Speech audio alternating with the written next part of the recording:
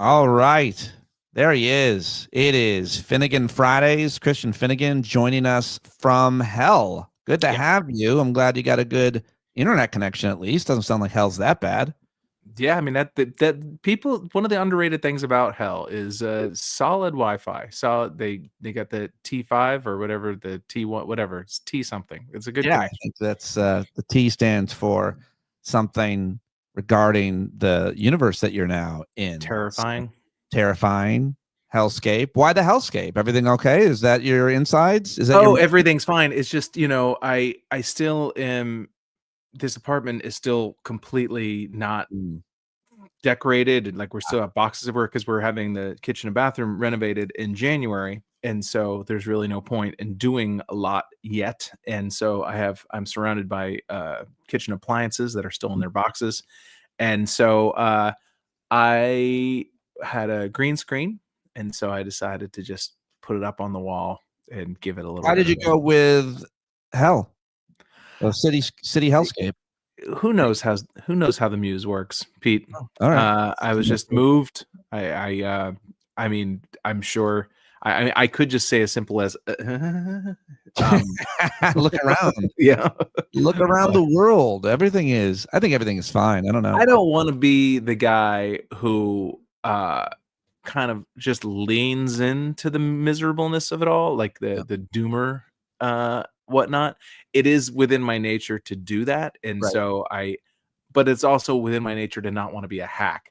And so those things are at odds with each other, is because I feel like being a doomer is sort of hack right now.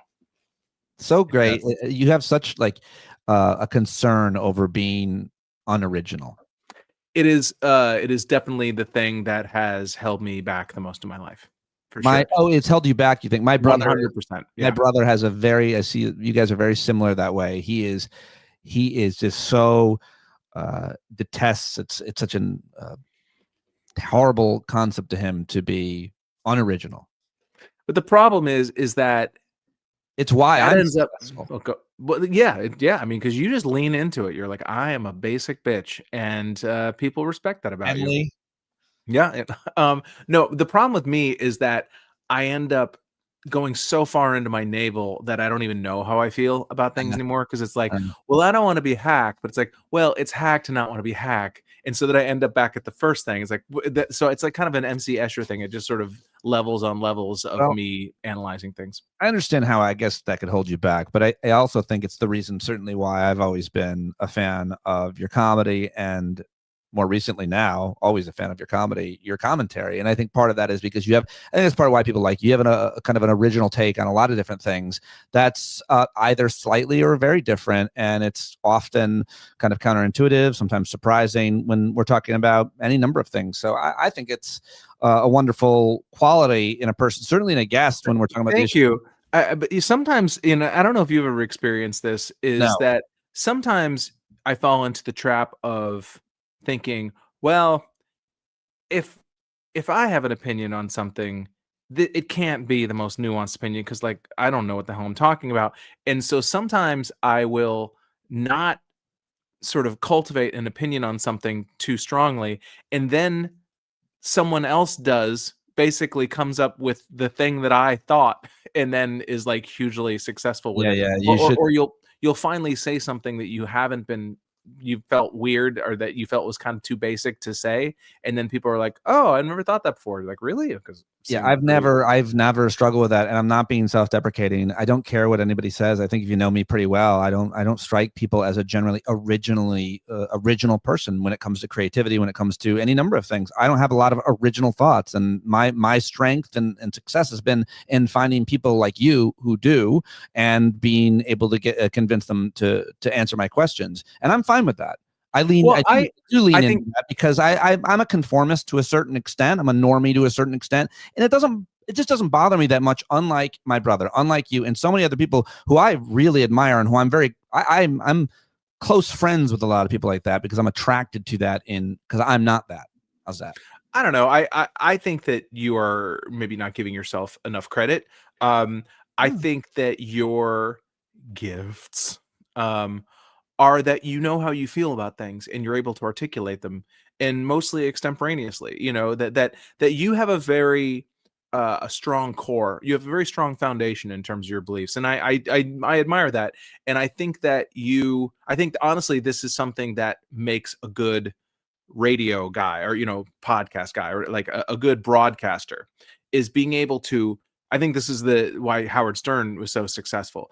Is it's not like Howard Stern had like incredibly deep insights or anything, but he knew how he felt about something immediately, and he was able to launch into talking about it extemporaneously.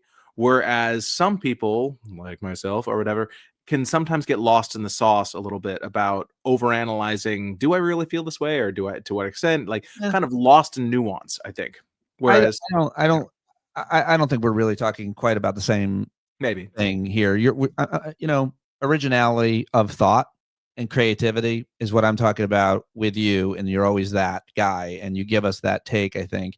And you said some very thoughtful things about me, but that was more about like my character or my ability to express myself. And those are different categories. And I'm I proud of disagree. those. I disagree. I think that they're I don't not. think it's original to be, to have a kind of emotional intelligence and understanding about ego and just theory or philosophy that allows you to, settle into, in this No, case. but I don't think you're chasing public opinion or Oh, I conventional am. wisdom or anything. Oh my god, that was terrifying. That was T for terrifying. Um I really leaned into the camera if you're listening. Really upset him. Yeah, he's definitely thrown. it was a lot. It was a lot. It was a lot of no's all of a sudden. No, I think that you're not somebody who I think is sort of has your finger in the wind and just sort of picking up on whatever the current opinion is. But I think you have a strong foundation of knowing what your beliefs are and what your values are, and I think that comes through. Oh, I Um, appreciate it. And I, yeah. I think I do, but I don't think that Should we stop jacking each other off now? I don't know. no, it's more of a philosophical conversation now, which is, my foundation or whatever I believe those are unoriginal. It's unoriginal. Like my mentors and teachers and people I read are names everybody knows, and some people you don't, but all crafted and molded in a You don't fall similar. into that trap of being like everyone thinks something, so I have to take the opposite perspective, I never do that. which is more honestly as tedious, if not more, than being a quote unquote hack. It's like you see so many people like, you know what sucks? Pizza. It's like, no, it doesn't. Shut up. Stop. Like Yeah. you're trying to be interesting. Stop it. Yeah, I know plenty of people like that. I'm unattracted to that. It strikes me as a little bit pick me, the Yeah. contrarian stuff, and The internet feeds into that attitude sure. too. It's like, I am a discourse starter. So there's a bunch of things I want to ask you about. Speaking of which, getting your take on, and since you do write the Substack newsletter, New Music for Olds, which everybody should subscribe to and Everyone should pay for a subscription and support you for joining me here. And it's Christmas-ish. Well, it is. It's December. I mean, come It's the on. Christmas season. We are officially in the Christmas We're season. officially in. I don't think anybody's denying that. And I just wanted to just get your general theory on Christmas music. Obviously, every genre of music has great artists and songs, right? Every genre. Yeah. I mean, I don't know if I consider Christmas music a genre. I mean, I guess it is. I'm I mean, already off. obviously I'm it already is. off. Holiday No, music. no, no. I don't think you're wrong. I mean, it's probably the right word for it, but it's yeah, I guess it is a It genre. has to have Yeah. I believe it has to have bells. Isn't that I the think there are rule? certain chords. I remember watching a YouTube video once, and I don't remember who did it, but talking about why the Mariah Carey song "All I Want for Christmas Is You," why it has sort of become a modern classic, and it sort of broke it down as there are certain chords, and I'm not as versed in music theory enough to sort of name them. There are certain note combinations that we we've developed a sense in our brains that are Christmas chords. Certain musical language that hits our brain as Yeah, Christmas. for sure. And that song has them in spades. Whereas some other song, like I don't think just playing the music you always play and putting the word reindeer in there qualifies something as good Christmas music. And There, I think honestly, I think it's also what music was coming out, what Christmas music was coming out when you were 9 is sort of what becomes classic. I mean, I think that's why Last Christmas by Wham is now sort of in the canon. But also, it would seem I'm way out of my depth here, but I will ask one more question about Christmas music, which it would seem that the old classic, the originals, never go away, and they're always popular, and we like them for a few weeks a year, every year. Is that a fair thing to say? And is Baby It's Cold Outside? Is there a rape that takes place? Are we going to talk about that or not anymore? Yeah, it's that is something that I used to do a bit about, and then I saw like 4 other comics do bits about it, and I was like, oh, okay, I guess I'm not so original after all. Still want it. No, it is definitely rapey, and it is creepy and really indefensible. But is it indefensible? Would you say that that song is? I mean, people defend it, but there's no way to go through those lyrics. It's sort of like when you watch a stand-up from the 80s, or when honestly, there's bits of mine that I listen to. I've been going through old material of mine recently, and some of the stuff I'm like, why did I think that was okay? Oh, Why? really? Yeah, I mean, not premise-wise, but just certain words or certain punchlines or, tags. You used to say the N-word a lot when your first album. I mean, that was my thing. It's like, oh, Finnegan, he's the N-word comic. Well, after the Chappelle show, you really felt like you had a lot more credibility on race. I was invited to the barbecue, as they say. I was then asked to leave the barbecue, but I did spend a good 10 years. Did you get recognized? Did you get recognized when at the height of that sketch or any other time more by black folks or white folks? That sketch sort of crossed everything. That sketch kind of, that sketch.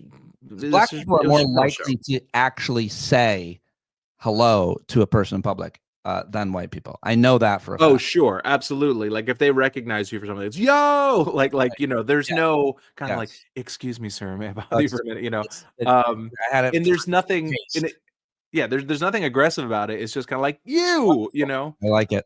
I mean, honestly, Are We There Yet? I was on that show, Are We There Yet, for a while. And that was a pretty black audience. Yeah, well, it's a black show, has been aimed at a black audience and black families specifically. And so for a while, I would get like black 11-year-olds who might, awesome. One time I went to a party at a friend of mine's house in like not quite Harlem, more like Hamilton Heights, but like in that area, and it was the first time that really a lot of people recognized me from that show because nobody I knew watched Are We There Yet? And so it was almost like for my people in my community, my circle of friends, it was almost like I'd taken a catering gig for a year and a half. Like nobody knew what the hell I was doing. Right. But up there in Harlem, like it was just like families, like, oh my God, we love that show. It was like, oh right, like people watch the show. It's just not my friends. All right. Anything else about Christmas music? Do you want to suggest anything? Are you doing a special newsletter on it? I have in the past. I have to see if I have anything interesting to say about Christmas music that I haven't already said. Rather, I could just republish what I wrote before. I did do a breakdown the first year I was doing the newsletter of like the best Christmas songs, in my opinion, of the modern canon, of the not chestnuts roasting on open fire, like not Jingle Bells, like sort of 1970 on. Okay. I still love the Kinks, Father Christmas.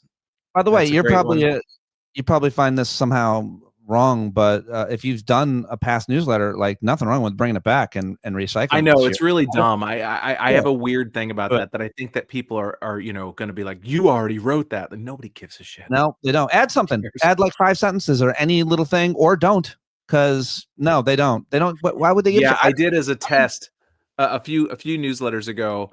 I rewrote, but it was probably 70% the same, something that I had published as a members subscribers only newsletter, and I was kind of curious to be like, will anybody bust me on this? And like nobody did. Nobody cares. Like nobody remembers. People.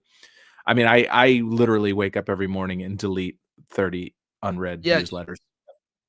Yep. So all right. So bunch of things I wanted to talk with you about from the week and what's happening in the world, of course. And I think that this news about Netflix buying Warner Brothers is a huge story, and it's just kind of broken, and so we're not really that read in on it. It's not a done deal, and apparently the other bidders, Comcast and Paramount, are going to lobby the Trump administration to prevent this deal from going through. So just to be clear It's about all that. so But pathetic. I mean, I was reading an article about it, like, one person who hasn't weighed in is Donald Trump. It's like, why the fuck?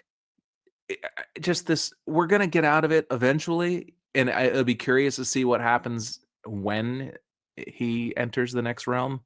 Um, but this idea now that like everything that happens in the government has to have his imprimatur, like has to have he's a his king. stamp of He's a king. approval. He's our king. It's so weird. It's very bizarre, and I think a lot of people who were kind of watching it were very concerned about Paramount winning, just because they just took Sure. CBS, and obviously CNN falls under the Warner Brothers Discovery thing. And so I think a lot of people, and I myself included, when I saw the news that Netflix was theoretically going to win the bidding war, I was like, oh, great, sigh of relief. Two things to that. One, Netflix isn't keeping Discovery. They want HBO and HBO Max in the studio, Warner Brothers movie studio. They Right. don't want CNN. They don't want any of that crap. So that's all going to get spun off, and it'll probably end up at Paramount anyway, which is very depressing. And I think that it's going to be basically the end of CNN as any sort of, in the way that CBS News is quickly becoming a joke and an afterthought. I think CNN, if it goes to Paramount, will go the same way. But then it's like, we've been forced into these horrible choices over the past few years of having to root for the guy who's just going to murder you, like, as opposed to a guy who's going to murder you and your family. Do you know what I mean? That Yeah, these mergers and acquisitions and consolidations of entire industries. Yeah, for yeah, sure. it's degrees of awful, and and it will be a monopoly, and it will be bad for the arts. Yeah. It will be bad for movie and TV industry. There's no way around that. But because it's not the very worst, because it's not that weird Ellison Putterman looking dude. Oh Do you yeah. remember the Puttermans? Do you remember the Puttermans? No, Remember but those battery ads from the 80s and 90s of okay. those weird families with like the fake Yeah, plastic faces? That's he's what he and his douchebag chin dimple son. hey. I'm sorry, I don't know if you're close to the Ellison family. No, I'm just deeply offended by any anti-dimple kind of. Anti-dimple. I have a knee-jerk reaction to anyone with a negative reaction to anyone with a chin dimple, whether it's Oh, Tom Brady or John Travolta. I I mean, John Travolta was a little bit grandfathered in because he was have a pretty deep Barbarino. chin dimple. Do you? Yeah, I sure do. Really? I sure do. Yeah, I'll Uh, find a picture and share it later. I didn't And know. you can take your It's best been a shot. long time since I've seen you without a beard, so I can't Yeah. even picture it. Well, you saw me with her, but I did make a joke once. Let me tell you about a joke I once made, Pete. Um, It was like a current events, like they gave you topics and you had like 10 minutes to write material, and it was something about Tom Brady. He was retiring or whatever, and I made some joke about how hard it was to get supermodel pussy juice out of your chin dimple. Um, it just pulls up in there and it just congeals. And I wasn't ready. this is how you know I'm drinking Mountain Dew, because the liquid is affected by the green screen, so it's like see through. Diet Mountain Dew. A lot of good points about this potential merger, but it also means that Netflix would own HBO. That's what they want as well. I guess that's a pretty valuable property, and it would also mean that Real Time with Bill Maher and John Oliver shows would likely be less affected by a tyrant. Although I think they've got a lot less juice and momentum, much less ambition to go after high-profile shows. I mean, would it change Bill Maher's perspective even one iota at this point? I mean, he's leaned so far into the I want to be like, when I was talking about people who adopt a position just because the people they don't like have it, or they or what they perceive to be the hack position, so they have to just assume like that I hate pizza type vibe. That's what Bill Maher's whole vibe has become. And to the extent that he's like the Glenn Greenwald is like, he's so anti-Trump that he's pro-Trump. And so would Bill Maher change it all? I actually think that if Bill Maher was with the Ellisons in one of those right-wing networks, they would honestly love to be able to say, like, see, we even have a liberal. Sure, he basically agrees with everything we say, but he's a liberal, he's a Democrat.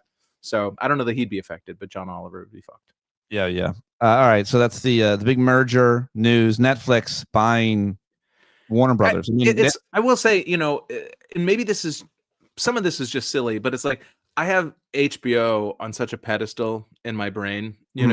I think every network has clunkers. Not every show is brilliant, but I think HBO's hit rate is substantially better than pretty much any other cable network or streamer over the past 30 to 40 years. And so, and not that Netflix doesn't put out some great shows. Some of the shows are great, but there is a slightly chintzy vibe to Netflix in comparison to HBO. And so I don't know, it does feel a little bit like, when you see a beautiful woman and you're like, why is she going out with that fucking guy? That's sort of how I feel about like HBO and Netflix. It's like, you can do better. Always feel whenever I'm next to a woman, even if they're not with me in any way, even if I'm just walking by them. Why is she standing next to that guy on the subway platform? He's a gargoyle. What does it mean for the consumer, do you think? Like, isn't it pretty cool if you're a Netflix member and you have access to that library? Or doesn't it make them, is it not good for the entertainment industry, for creators, for producers, for writers? Netflix, I think in general, it's always bad when there's fewer options, when there's fewer. There's always just been so many movie studios. Netflix is just a movie studio, isn't it? But there's fewer than ever before.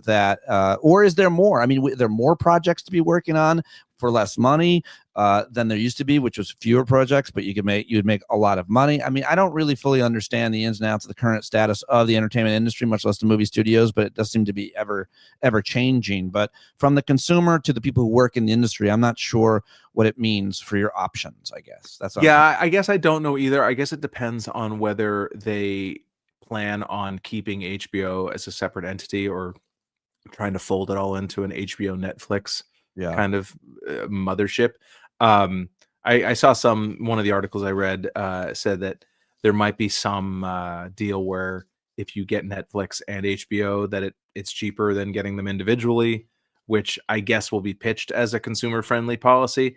But I don't know that there is any consumer-friendly policy that's not forced upon private business. I think that left to its own devices, companies will always end up, especially under this regime and the corporatization of entertainment and industry in general, that it will always end up being bad for the consumer in the end. There'll be a time where they'll be like, oh my God, it's that same get them into the tent quality, Uber, all these things that are sort of free at first or cheap at first, and then they get you dependent on them, and then all of a sudden they jack up the price. Right. And so I feel like the more competition, the better, and all the people who talk about the marketplace and the market.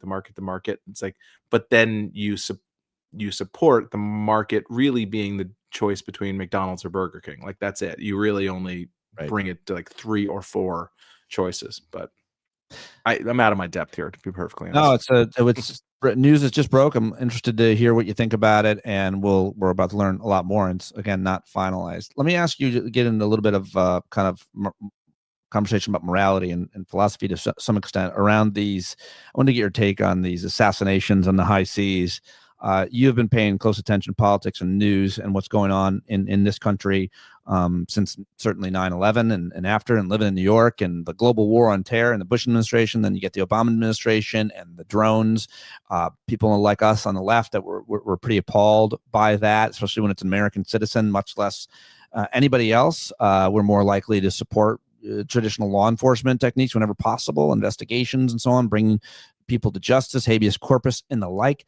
But man, that also means that we remember the torture debate and how people fell down on different sides of that. Of course, that was about, people believe in a hypothetical that if there were an imminent attack, could you torture someone to get into actionable intelligence?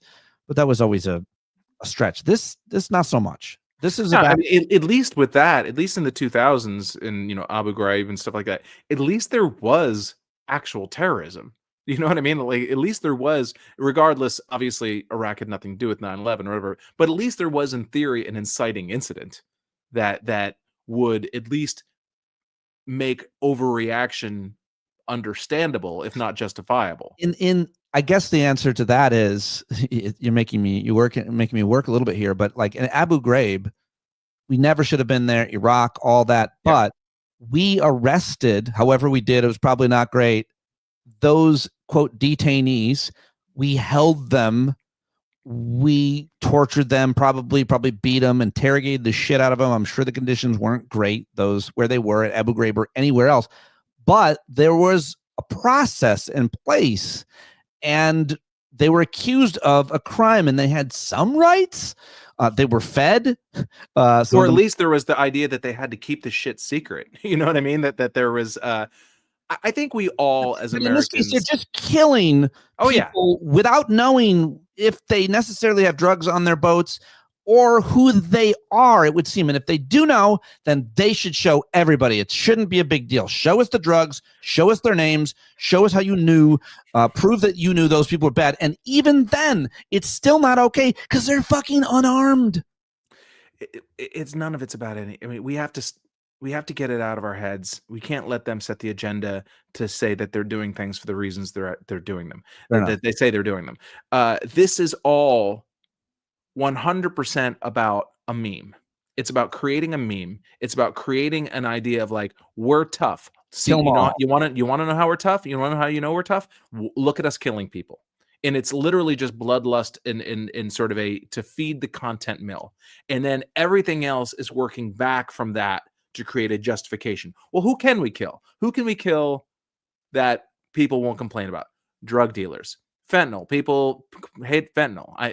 Little pet peeve. I hate when people say fentanyl. It's not spelled fentanyl. It's spelled fentanyl.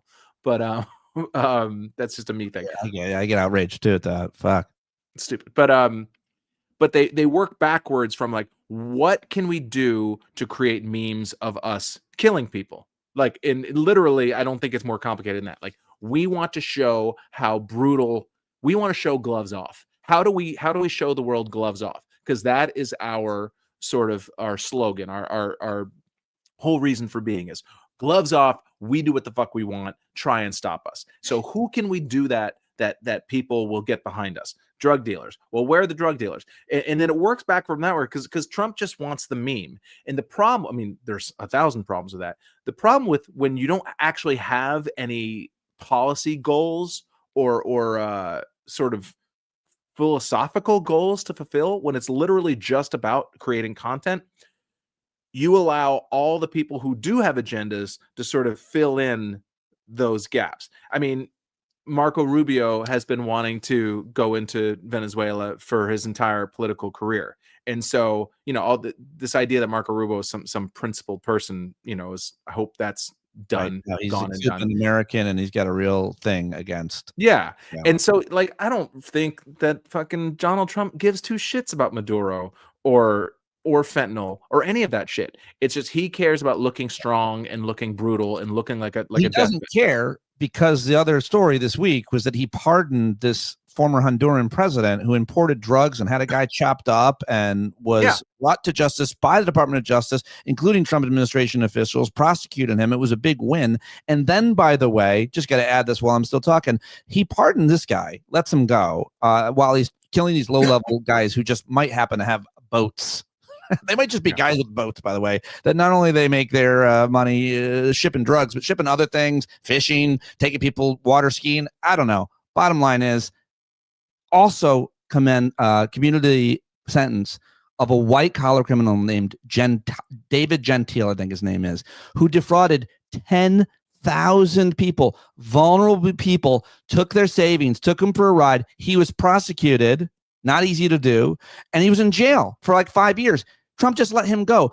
Both those commutations or pardons, whichever they are such outrageous, huge headlines, and everybody, even MAGA, especially MAGA, anybody should be pissed about that. And he's not even given a reason. If you believe that MAGA is angry for the reasons they say they're angry, if you believe that they have coherent and if you're against drugs and being, they're not. They don't give a fuck about. I mean, I'm not. That's not true. I mean, people whose relatives have overdosed and things like. I'm not saying that there's not genuine pain in surrounding, but in terms of what they want the government to do, they don't want people doing drugs. But I don't think they give. Donald Trump does not want to stop the drug trade. He wants control of the drug trade. He wants. And he doesn't want to stop corruption. He wants corruption to fall in line under him. That's why, I mean, that's one of the things he loves about Putin is because, the Russian post-Soviet governmental structure is a mafia structure. Is I am the Don, no pun intended, and everybody under me can do whatever the fuck they want, be as criminal as they want, as long as they kick up. And that is the model that he is trying to enforce here. And that's why he rewards criminality. Because first of all, those people then become beholden to him. And he inures us to criminality in general. That nothing's prosecutable. Nothing's, criminals, there's no justice, there's no right, there's no wrong. It's just power. Who has power and who doesn't. And so this idea that like the MAGA people like legitimately care about ending the drug trade in Venezuela or any other country, it's literally just the vehicle to achieve the aims they want to achieve, which is we want to look like Putin, essentially. Really well said. He does not care about any type of crime. He cares about whether or not that criminal is loyal or subservient to him. He would prefer a criminal to a non-criminal. Oh, for sure. Because they've shown. I mean, there's nobody Donald Trump prefer. He loves criminals and he loves people who break, who he can break morally. Who go back on their principles. He doesn't like people who get captured. Yeah, yeah. I mean, he get arrested. You're a sucker if you get caught. You're a sucker. You're not strong. You're not smart. You couldn't figure out how to work the system. You got caught.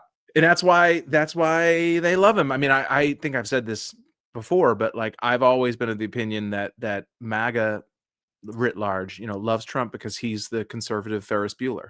Like he's the guy who gets away with it, and they want to get away with it. I want to get away with it in my life. I'm sick of having people tell me what I can and can't do. So it's like this guy who does whatever the fuck he wants and suffers no fucking consequences. That's a heroic figure to me because I want to get away with it. I don't want people telling me what I can and can't do. I want to be able to do what the fuck I want to people. And I want my sort of will to power to be more important than any sort of moral framework. Really well said. One last thing I want to ask you about from the regime that came out this week that was so upsetting that it just knocked me off this week. I didn't even do the show 2 days ago. And it was partly because this, wasn't entirely because this, but when he went after the Somali people, and what he said about them and their community, which by the way is all as a result of the fact that like 80 Somalian Americans apparently in Minneapolis defrauded COVID loans or something. Like they stole money from the government. And it's like, just to be clear, that's not an ethnic thing to a certain extent. Like you work with your friends who commit a crime, but if that were the case, then Italians be in big trouble if that's how you wanted to decide on ethnically who's well. And also it's like how do you think an organized crime? I'm not justifying any crime ring of any sort. It's like, how do you think ethnic groups gain foothold in America traditionally? If you trace any group of people back far enough, not even group of people, any wealthy connected people, if you go back far enough, you will find criminals, because that's how you acquire power and influence. I mean, the classic example is Joe Kennedy being a moonshiner, or a prohibition booze runner during Prohibition.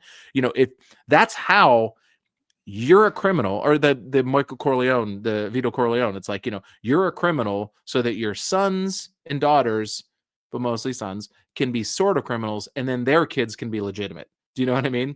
Yeah. And so it's like, that's how you acquire power in America, is by being a criminal. And then hopefully 2 generations down, then your children are senators and cultural icons. That's a very original way of looking at it. But what he said and what it means, it was so deeply upsetting. At least in the first term that he was in office, he said the shithole country stuff behind the scenes and it leaked.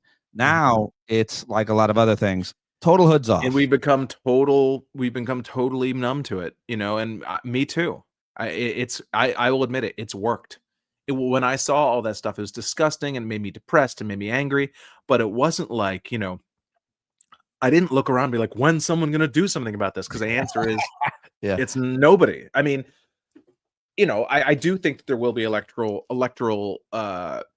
consequences eventually.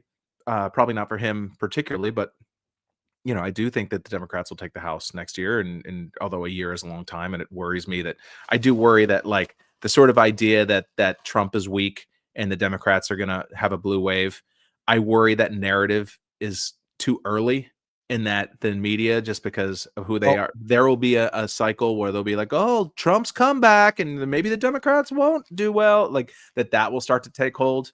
But, we'll see. Today, apparently, I'm just seeing this in the chat from Benny, who I rely on, but fact check it. He's good for it. Today, the president canceled free admission at national parks on MLK Day and Juneteenth, and added free admission on his birthday. Like, what do you even say about that? Like, what do you even? He literally replaced MLK Day with him. This is gonna get dumber and dumber. It's gonna get blunter and less nuanced, if it can. And it's literally going to. I mean, and I'm sure you saw that he put his name on the Institute of Peace. It's now called the Donald J. Trump Institute. Yeah, it's wonderful. Had his name put up. Well, no, it is going to get dumber and dumber, but Nick Fuentes took credit for this turn back towards hardcore racism. He thought somehow maybe Trump or his administration, they were going soft. But he now took credit. He's like, now he's going to give me credit, but this is because of what the pressure he's feeling from me. And I mean, is he wrong? I don't know. I mean, no, I don't think so. I think that it plays well, but I heard Scott Bessent, the Treasury Secretary, and he would know about the economy. And I've heard others say that nasally economic advisor, Kevin Hassett, 2020. That smarmy worm, that smirk he always has on his face. It's so nice. He seems like a nice guy. He and Bessent and others are saying 2026 is going to be the economy is going to be really great. But everybody I'm talking to and hearing, and every indicator I'm seeing, is saying the opposite. And the truth is, the consequences, I feel, are going to be for the midterm elections, not about a lot of this really horrific behavior choices, cuts, decisions, the health, getting rid of vaccines. It's going to be, the price of food at the grocery store, energy, and the rest. And that will hopefully, I mean, you're already starting to see some Republicans peel off, because they're starting to not necessarily peel off, but create space in certain areas, because they, it's like, all right, I'll kiss the ring if you're like kicking ass in polls and stuff, but I'm not kissing the ring of a guy who's getting 36% approval. It's like, I've got a job too. Like, I have a family that I'm trying to feed. And I'm not going to, I think that, and that's where you're seeing a lot, like in Indiana, the pushback from some Republicans against redistricting. It's like, dude, like, okay, maybe you think you can gain a couple seats, but you're making all of us more vulnerable, right, by doing this. I mean, and the Texas thing that came out yesterday, the Supreme Court, I kind of assumed that was going to happen. Whether or not they're allowed to gerrymander the hell out of it. Even though they very specifically made it racial, but whatever. I maybe think Democrats are, or pundits are getting ahead of themselves, thinking that, it's going to totally backfire on Republicans, but it's not impossible. It's not impossible if the wave is big enough and things are bad enough. Like, maybe that gerrymandering thing will come back to bite them. I mean, small. We have to hope for the things we can hope for at this point. Christian Finnegan, always great to talk to you. Love getting your take on everything. Everyone should follow Christian on Blue Sky, on Instagram. Subscribe to his Substack at. Can I say one thing real quick? newmusicforolds.substack.com, and his new one-man show, Can I Say One Thing Real Quick, is also. Yes, that's a big one. The 18th through 20th of December, I will be at the DC Improv in Washington, DC. Look at you. Great. It is a great club, although I will say I will be playing the Lounge, which is the smaller room for comedians who are just too funny for larger crowds. Oh, that's why you're in the lounge. Yeah, they're like, oh, we can't. It's just dangerous. It's like a fire code thing. When you're as funny as I am, Yeah. and as well beloved and popular as I am, they don't feel safe putting you in the larger rooms. It's just a fire exit thing, and so they're having me in the lounge where my incendiary comedy will be safer for the public at large. But dcimprov.com, I would super love it if people would come. I will promote the hell out of that. Maybe I'll even come. Bill Boyle is watching right now, and he said we should go and we can get him to buy us dinner. Oh, okay. Bill, I think you should buy us dinner. I hope you guys like Potbelly Sandwich Works. And we do. I do. Thank you, my friend. Really appreciate it very much. And thanks for watching live, everybody. And bye-bye. Thank you. Happy Friday. Happy Supermoon. Bye-bye.